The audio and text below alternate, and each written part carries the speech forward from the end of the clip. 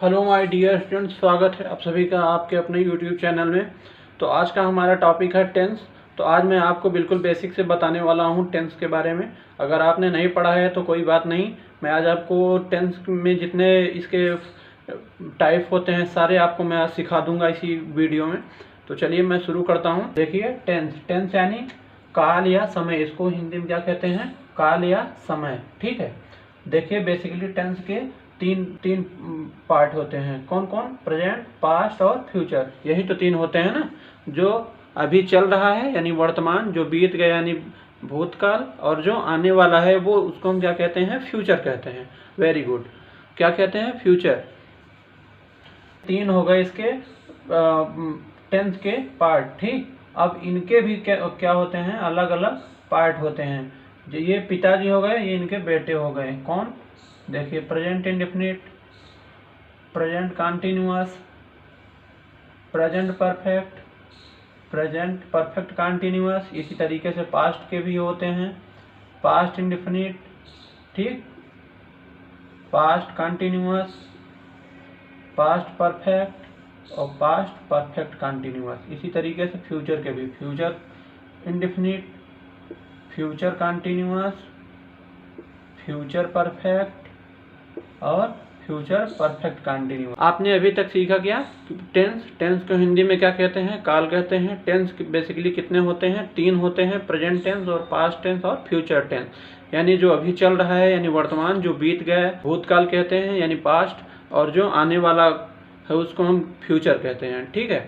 और इसके भी चार चार पार्ट होते हैं। ठीक है। इंडेफिनिट, कंटिन्यूअस, परफेक्ट और परफेक्ट कंटिन्यूअस। आइए अब मैं बात कर लेता हूँ प्रेजेंट इंडेफिनिट की। तो देखिए ऐसे वाक्य के अंत में ता है, ती है, ते हैं, ता हूँ, ठीक है, आदि शब्द लगे हों तो आप समझ जाइएगा कि ये प्रेजेंट इंडेफिनिट का टेंस है। ठीक है। और प्रेजेंट इंडेफिनिट को हिंदी में क्या कहते हैं? वर्तमान अनिश्चित काल। ठीक है। तो बात की जाए इसके फार्मूले की, तो देखिए मैं फार्मूला यहाँ पे ऑलरेडी नोट डाउन कर दिया हूँ ताकि हमारा टाइम जो है वेस्ट ना हो। तो सब्जेक्ट प्लस मेन वर्ब में फर्स्ट फॉर्म, अगर सब्जेक्ट हमारा सिंगुलर है तो यस या ईएस लगाएंगे, प्लस ऑब्जेक्ट प्लस अदर। जैसे एग्जांपल के तौर पे वह स्कूल जाता है, तो ही, ये क्या है? कर्ता हमारा यहाँ पे ही है। ही यानी सिंगुलर नंबर है, तो क्या होगा? गोज होगा, गोज टू स्कूल। ठीक। मैं पढ़ता हूँ, तो आई रीड। देखिए एक्चुअली क्या होता है, जो हमारी वर्ब होती है वो हमेशा प्लूरल में होती है, और उसको हम सिंगुलर बनाने के लिए उसमें यस या ईएस हम जोड़ते हैं ताकि वो सिंगुलर हो जाए। ठीक। तो आगे मैं अभी बता दूंगा आपको कहाँ यस लगाना है, कहाँ ईएस लगाना है। ठीक। मैं अंग्रेजी पढ़ाता हूँ, आई टीच इंग्लिश।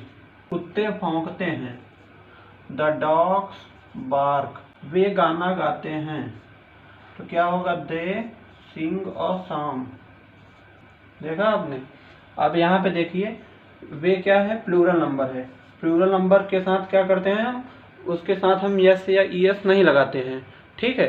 अगर हमारा सब्जेक्ट सिंगुलर नंबर है तो उसके वर्ब में हम यस या ईएस लगाते हैं। क्यों लगाते हैं? क्योंकि वर्ब जो होती है हमारी वो प्लूरल में होती है। ठीक है, सब बस।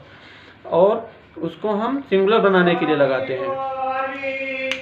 तो अभी आपने अफर्मेटिव का सेंटेंस देखा। प्रेजेंट इंडेफिनिट का नेगेटिव सेंटेंस का फार्मूला लिखिए। सब्जेक्ट प्लस डू या does, does plus not plus main verb का first form plus object plus other. ठीक है। जैसे एग्जांपल के तौर पर वह क्रिकेट नहीं खेलता है। क्या नहीं खेलता है? क्रिकेट नहीं खेलता है। यहाँ पे देखिए क्या है? कर्ता हमारा वह है यानी सिंगुलर नंबर। सिंगुलर नंबर के साथ हम डज लगाएंगे और प्लूरल नंबर कर्ता के साथ हम डू का प्रयोग करेंगे। ठीक है। तो he does not play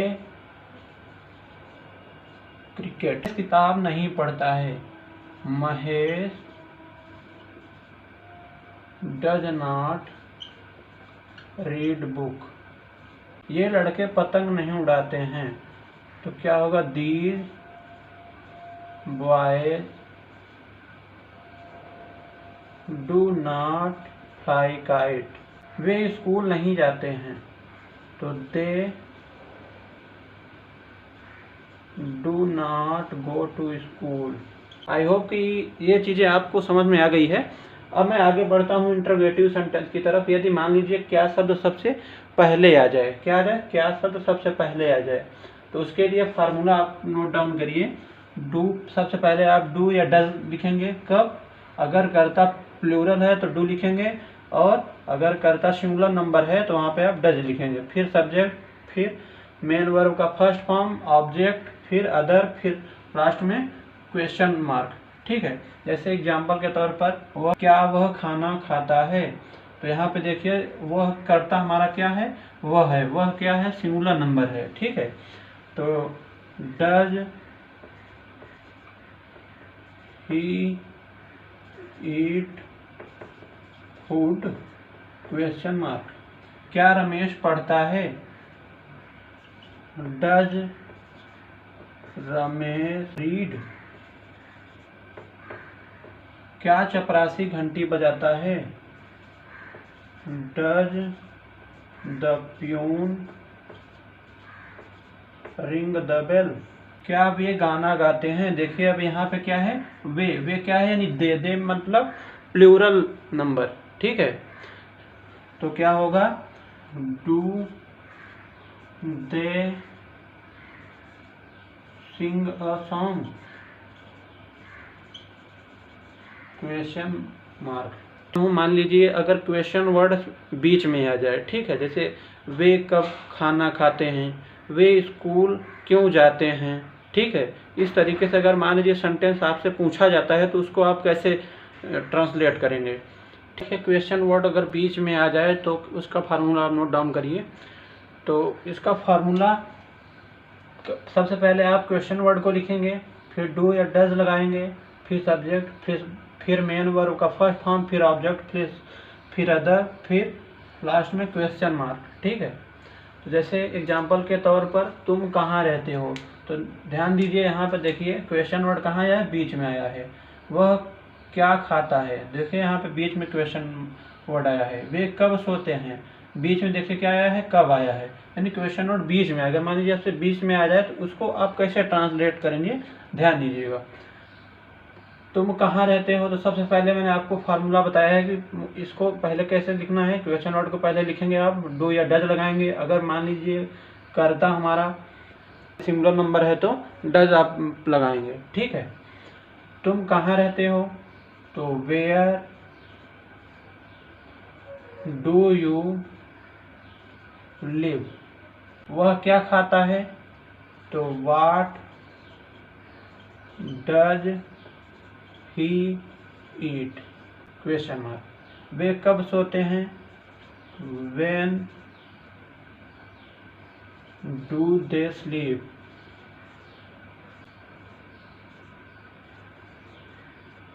present continuous tense.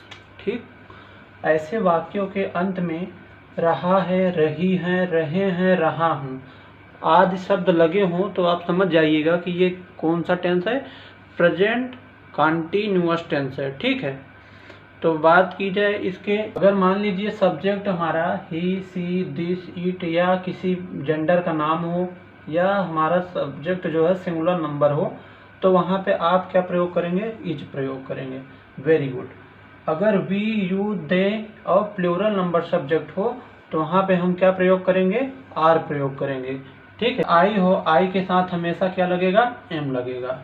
ठीक, अफर्मेटिव का सेंटेंस चलिए मैं आपको बताता हूँ। पहले अफर्मेटिव का, फिर उसके बाद में निगेटिव का, फिर उसके बाद में इंट्रोगेटिव का मैं बताऊँगा लास्ट में।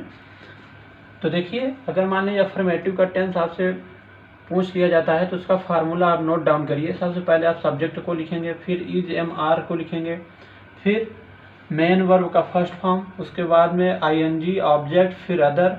ठीक है, ऐसे एग्जाम्पल के माध्यम से आपको मैं बताना चाहूँ तो ध्यान दीजिएगा। राधा खाना खा रही है, तो राधा,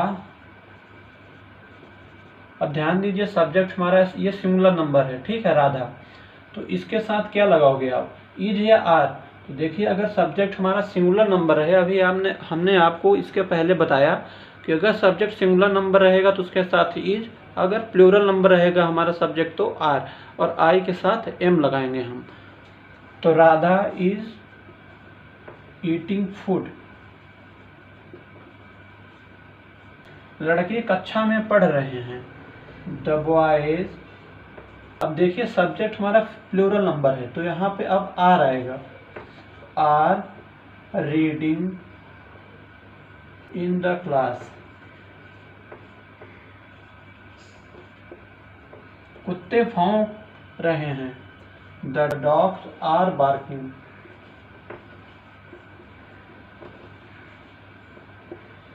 अध्यापक कक्षा में पढ़ा रहे हैं, क्या होगा, teacher is teaching in the class. रहे कि टीच माने पढ़ाना होता है और रीड माने पढ़ना होता है, ठीक है। इसमें आप अपना कन्फ्यूजन दूर कर लीजिए।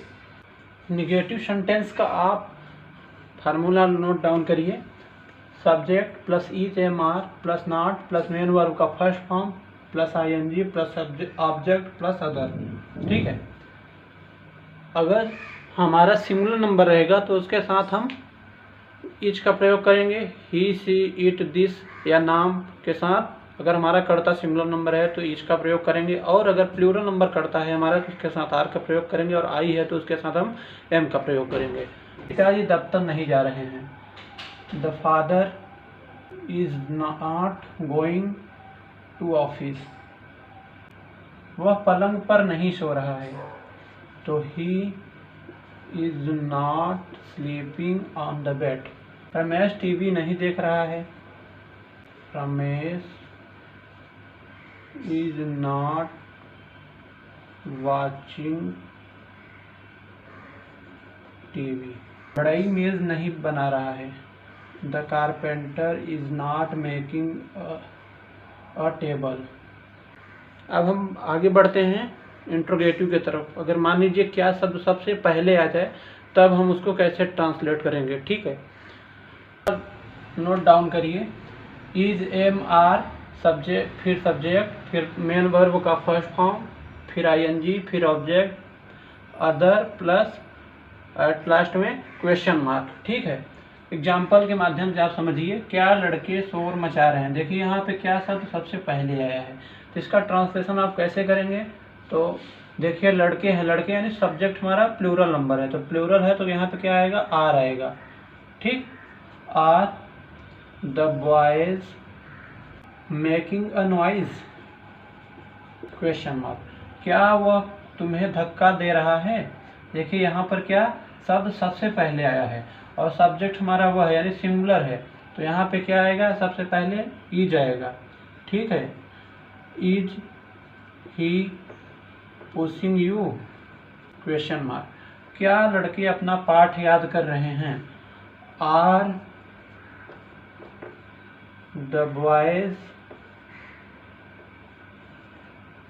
Learning his lesson. क्या वह तुम्हें बुला रहा है।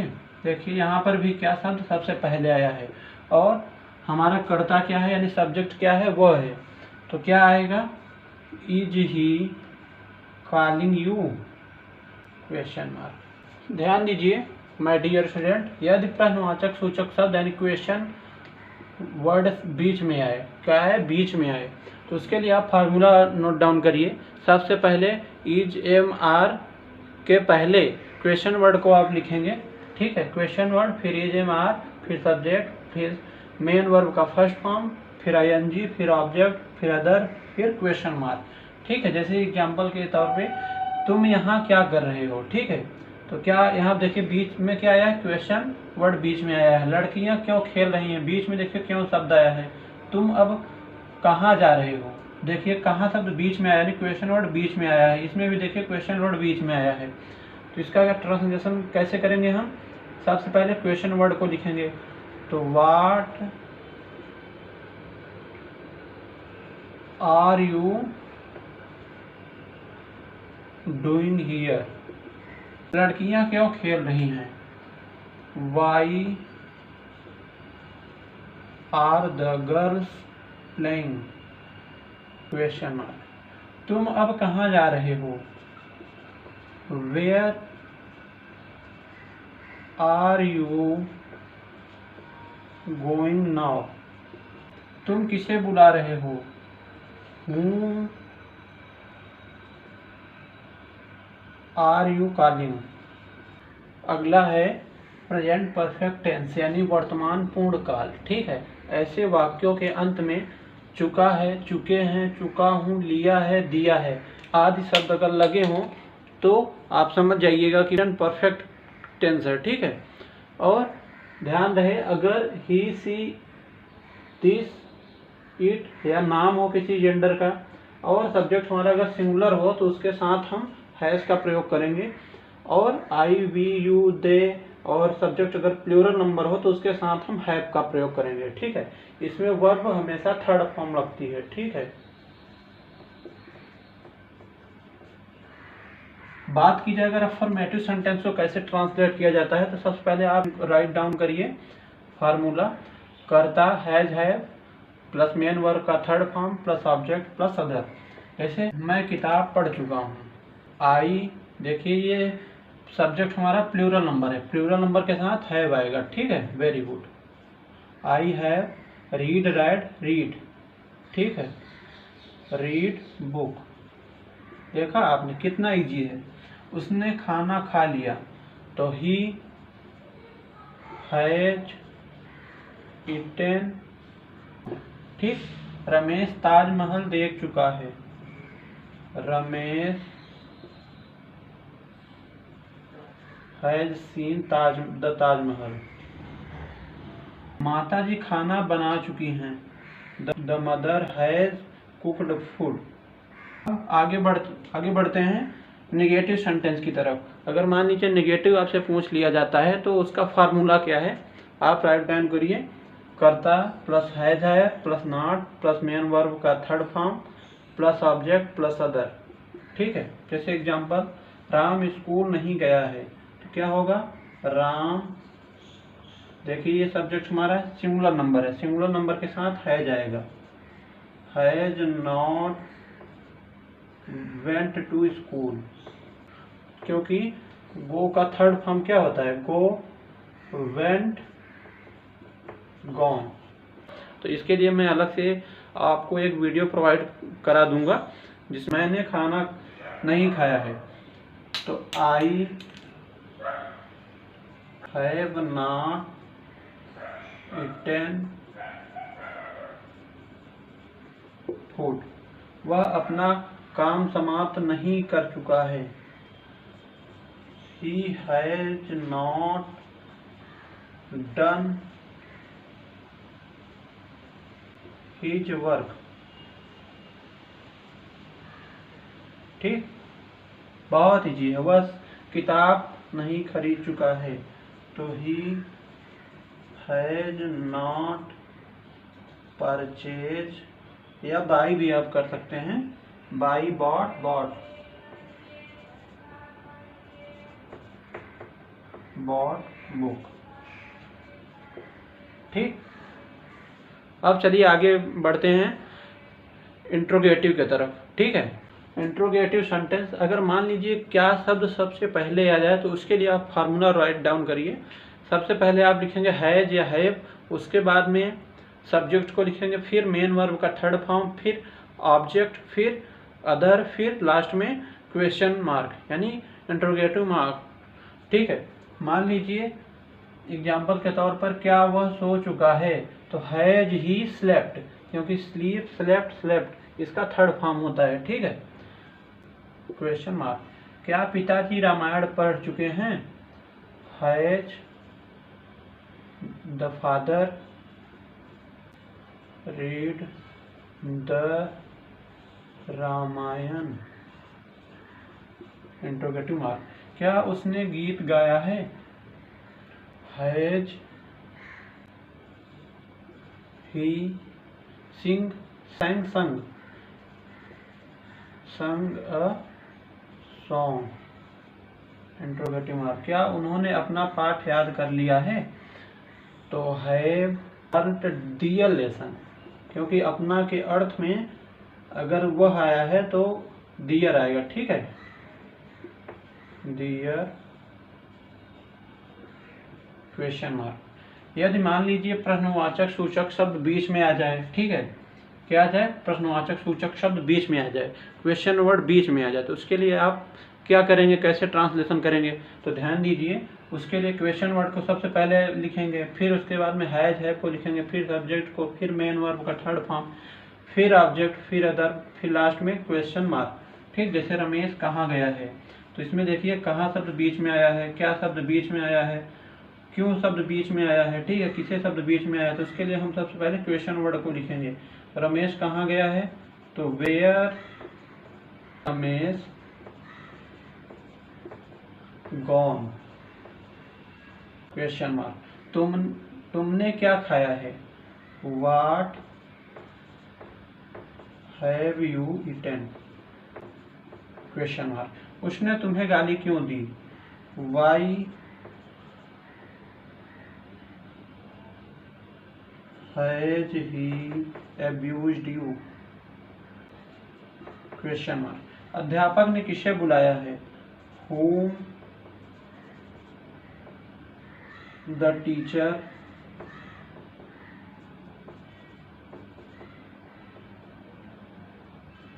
called, question mark. ठीक है, चलिए अब मैं बढ़ता हूँ आगे प्रेजेंट परफेक्ट कंटिन्यूअस की तरफ। आई होप कि अब तक ये सारी चीज़ें आपको क्लियर हो गई है, ठीक है। ऐसे वाक्यों के अंत में रहा है, रही है, रहे हैं, रहा हूँ लगा रहता है तथा कार्य जारी रहने का भी समय दिया रहता है, ठीक है। ऐसे वाक्यों के अंत में, ठीक है, क्या रहता है, रहा है, रही है, रहे हैं, रहा हूँ लगा रहता है और जो समय होता है वो जारी रहता है। और देखिए इसमें जो समय के साथ से के लिए सिंस या फॉर लगाते हैं। अब बात आती है सर कहाँ हम सिंस लगाएंगे, कहाँ हम फॉर लगाएंगे। तो ध्यान रहे, निश्चित समय के लिए सिंस का आप प्रयोग करेंगे और अनिश्चित समय के लिए आप फॉर का यूज करेंगे, ठीक है। जैसे 1999, 1999, 2004, जनवरी, संडे, 2 o'clock, ये सब क्या है, ये सब निश्चित है, ठीक है। तो इसके लिए आप क्या लगाएंगे, सिंस लगाएंगे। और जो निश्चित नहीं है उसके लिए आप क्या लगाएंगे, फॉर लगाएंगे। जैसे 2 साल, 5 साल, 2 मंथ्स, 2 डेज, 2 आवर्स, ये सब क्या है, अनिश्चित, उसके लिए आप क्या लगाएंगे, फॉर लगाएंगे, ठीक है। अब ध्यान दीजिए, अगर मान लीजिए आपसे अफर्मेटिव का सेंटेंस आपसे पूछ लिया जाता है, जैसे वह 2 घंटे से सो रहा है, तो ऐसे वाक्यों को ट्रांसलेट करने के लिए हम, देखिए आप फार्मूला में लिखा हूँ, आप ध्यान दीजिए। इसके लिए कर्ता पहले आएगा, फिर हैज है, फिर बीन, फिर मेन वर्ब का फर्स्ट फॉर्म, फिर आईएनजी, ऑब्जेक्ट, सिंस या फॉर, समय, फिर अदर, ठीक है। जैसे वह 2 घंटे से पढ़ रहा है, अब has been reading for 2 hours, ठीक। किसान सुबह से खेत जोत रहा है, the farmer ploughing, the farmer has been ploughing the field since morning, क्योंकि सुबह क्या होती है, निश्चित होती है, FAR हैज बीन, ठीक। लड़के दोपहर से खेल रहे हैं, दोपहर भी क्या होता है, क्या होता है डियर स्टूडेंट, निश्चित होता है। तो उसके लिए आप क्या लगाएंगे, सिंस लगाएंगे। The boys have been playing since noon, ठीक। बच्चा 1 घंटे से सो रहा है, द चाइल्ड या बेबी, ठीक है, आप दोनों लगा सकते हैं। Has been sleeping for 2 hours। Negative sentence अगर आपसे पूछा जाता है तो सबसे पहले आप कर्ता लिखेंगे, फिर हैज है, फिर नॉट, फिर बीन, फिर वेन वर्ब की फर्स्ट फॉर्म आईएनजी, फिर ऑब्जेक्ट, सीन से अफार लगाएंगे, उसके बाद में टाइम को, फिर अदर। ठीक, जैसे एग्जाम्पल के माता जी 10 बजे से खाना बना रही हैं, तो क्या होगा, the mother has not been cooking food for 10 minutes. वह आधे घंटे से नहीं लिख रहा है, तो he has not been writing for half an hour. वह सुबह से नहीं पढ़ रहा है, he has not been reading since morning. वे 10 मिनट से काम नहीं कर रहे हैं, they have not been working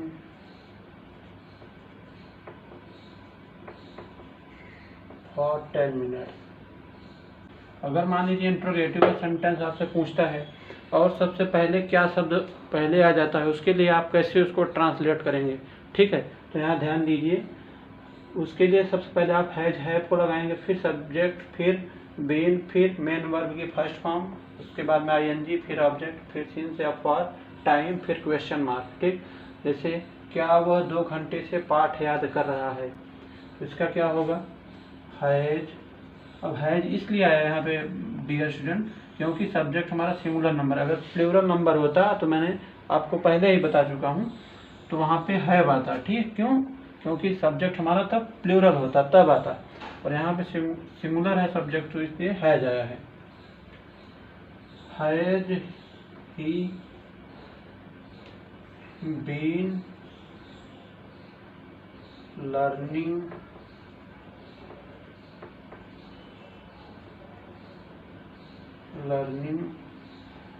lesson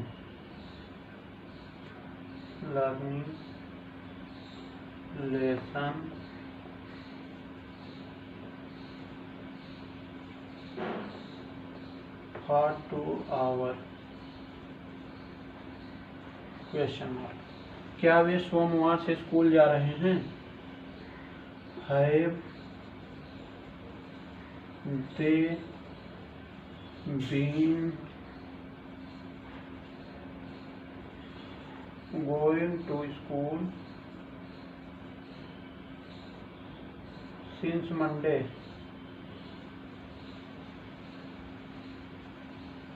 question mark. क्या 2 घंटे से वर्षा हो रही है, तो has it been raining for 2 hours,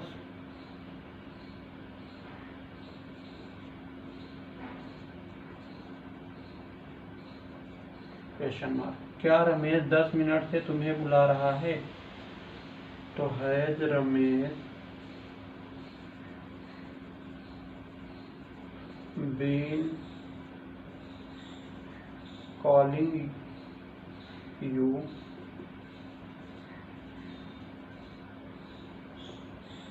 for 10 minute,